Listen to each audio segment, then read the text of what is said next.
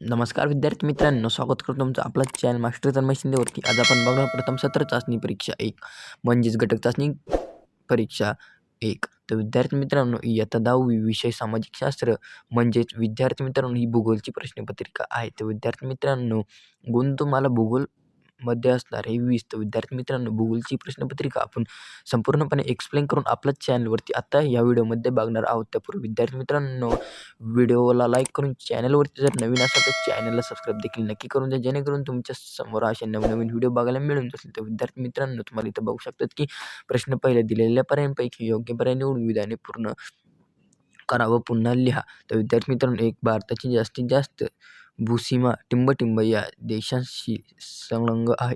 तर विद्यार्थी मित्रांनो, याचं उत्तर आहे पाकिस्तान. तर विद्यार्थी मित्रांनो, 2 टिंबटिंब ही हिमालय पर्वत उत्तरेकडील पर्वतरांग आहे, तर ती आहे हिमाचल. तर विद्यार्थी मित्रांनो, त्याच्यानंतर खाली 3 भारताचे टिंबटिंब प्रकारचे आहे. तर विद्यार्थी मित्रांनो, भारताचे हवामान हे मान्सून प्रकारचे आहे. तर विद्यार्थी मित्रांनो, तुम्हाला इथं खाली प्रश्न 2 मध्ये जोड्या लावायला लावलेल्या आहेत. 4 मार्कांसाठी या जोड्या तुम्हाला लावायला लावल्या. तर विद्यार्थी मित्रांनो, जोड्या लावायची जर तुम्हाला उत्तर हवे असतील तर आपला चॅनल मास्टर तन्मय शिंदेला सबस्क्राईब करून द्या आणि या व्हिडिओला 100K व्ह्यूज आणि 1K लाईक कंप्लीट करा. तुम्हाला संपूर्ण खालील जी प्रश्नपत्रिका आहे याची पण तुम्हाला उत्तरं बघायला मिळून जातील.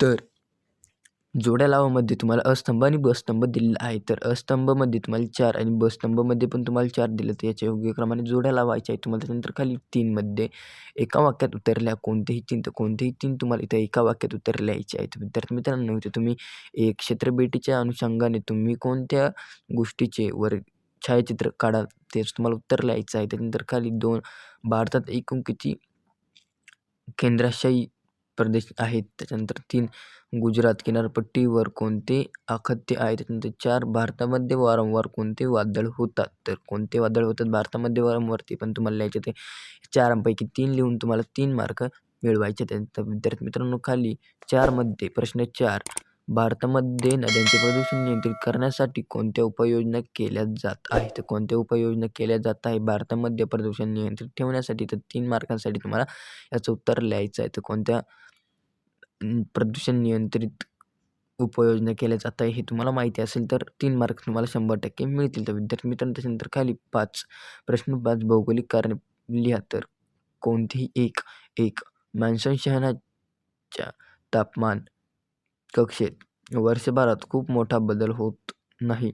2 ब्राझील पश्चिम वाहिनी नद्या आढळत नाही. या दोघांपैकी तुम्हाला एकाचं उत्तर लिहून 3 मार्क मिळवायचे. त्या विद्यार्थी मित्रांनो, त्यानंतर खाली प्रश्न 6 खालील प्रश्नांची सविस्तर उत्तर लिहा. कोणताही एक. तर खालील जो प्रश्न आहे ते 2 पैकी कोणत्याही एकाची तुम्हाला सविस्तर उत्तर लिहायचे. तर 1 भारत व ब्राझील या दोन्ही देशांत स्थानासंबंधित कोणतीही बाब वेगळ्या आहेत. 2 क्षेत्रभेटीदरम्यान कचऱ्याचे व्यवस्थापन असे कराल तर या दोघांपैकी सविस्तर उत्तर तुम्हाला एकाचं लिहायचं. तर 4 मार्कांसाठी इथं तुम्हाला प्रश्न 6 मधलं सविस्तर उत्तरे लिहायला लावलेले आहेत. विद्यार्थी मित्रांनो, व्हिडिओ आवडले तर व्हिडिओला लाईक करून चॅनलवर जर नवीन असेल तर चॅनलला सबस्क्राईब देखील नक्की करून द्या, जेणेकरून तुम्हाला अशाच नवीन व्हिडिओ आपल्या चॅनल मास्टर तन्मय शिंदेवरती बघायला मिळून जातील.